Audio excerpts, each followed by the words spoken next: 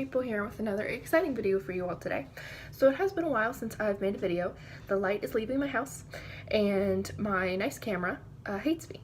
So we're on my phone in a kind of darkish room. I'm doing my best, you guys. It's been a while. I'm gonna try and make at least one video a week. This video comes to you not as a here's the thing, not as a shoujo stereotype, but as something entirely different. So I wanted to make a video talking a little bit about my passion and my reasoning for why everyone should like sports anime. Everyone has different genres that they're gonna like. I'm seeing a lot of my friends who are girls or guys, whatever, who like sports, who like anime, refuse to watch sports anime, hate it, will not watch it with a passion. And their reasoning being that they hate the fan service. They like, and I totally get it because I'm that way with a lot of like regular harem or a lot of shonen, in that like if I just see a big boobed girl and it's just constant underwear shots and all that kind of stuff, it is very distracting from what the show should be about.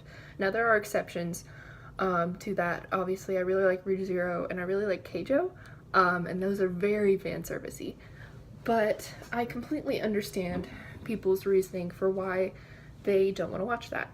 Here's the thing though, I think a lot of this fan service is blown out of proportion in that it's not necessarily in the show as much as it is in the fandom. And I completely understand people's frustrations when they go to cons and all they see is the Haikyuu meetup is just a bunch of like 14, 15-year-old girls, which is not true because there are a lot more to that community, but they don't see that, and I feel like that's very discouraging. So I wanted to take a moment to basically talk about why I love sports anime and why I think that most people should give it a shot. So my intro to sports anime was iShield 21 a few years back, before Free, before Kuroko no Basket, all that stuff. And iShield 21 was about American football.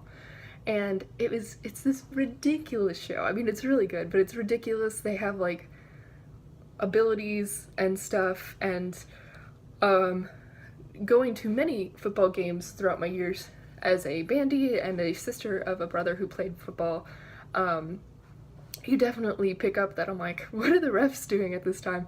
But I loved the friendship. I loved seeing the new players come in together. I like seeing all the different teams that they faced.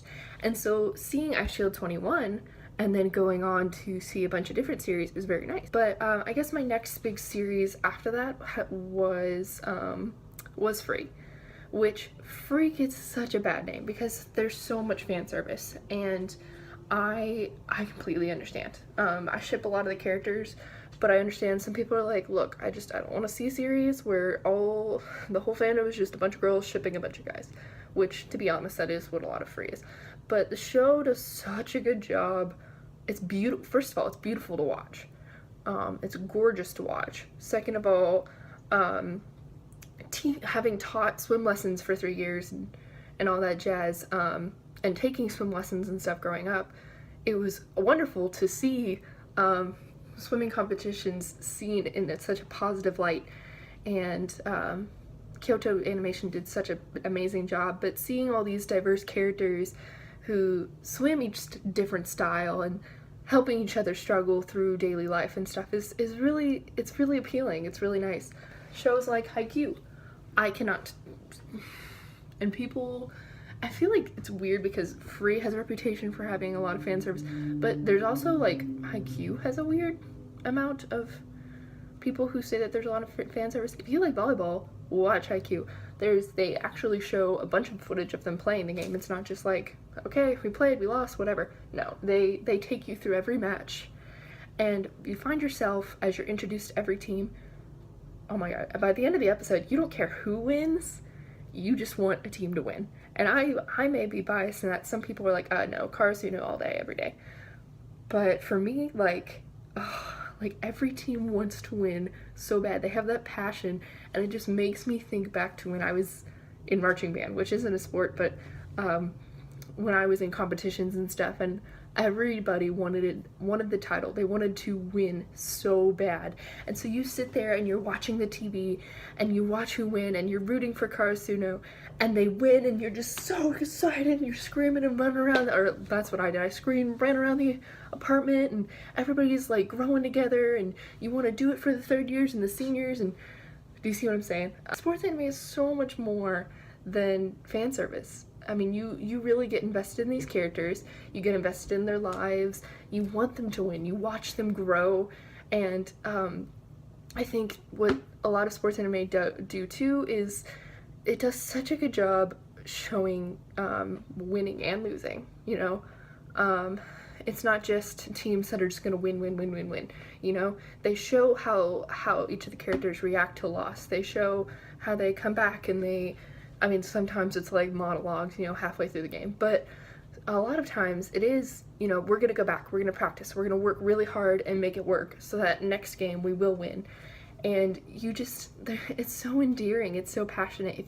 If you love sports and you love anime, I really do encourage you to not be dissuaded because of fandoms to watch sports anime. Just because you do, it really is, it's like watching a game. I do panels at cons and stuff about this too, but there is such a like wide variety of sports anime out there. There's stuff from American football to volleyball to fishing to whatever the hell Prince of Stride is. I thought it was track. It's not track. It's its own made up thing, but it's still really good, even though you find yourself yelling at the TV because it's parkour and track. There's, you know, they had Yuri on Ice, which was a really good show. I guess it does have fan service, but it's still worth watching if you have like anxiety and stress, because it deals with characters' self-doubt a lot. There's series about, I think there's a new one coming out about ballroom dancing and soccer. There's so many about soccer. Just constantly so many different sports anime that it pains me when I find friends who have like one particular sports that they like, but they refuse to watch that type of anime. And now I've ranted on for a while, but I really do encourage, if you're watching, you know, to go out and watch sports anime.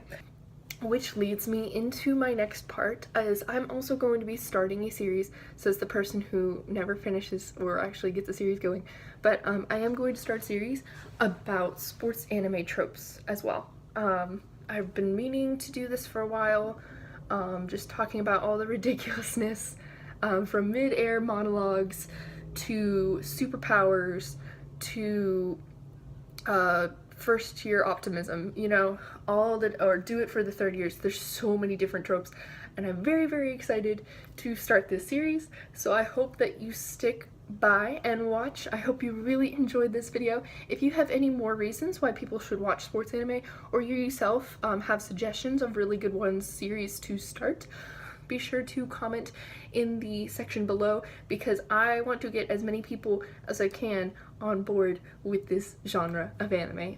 From me to you, I hope you have a wonderful day, and thank you so much for watching.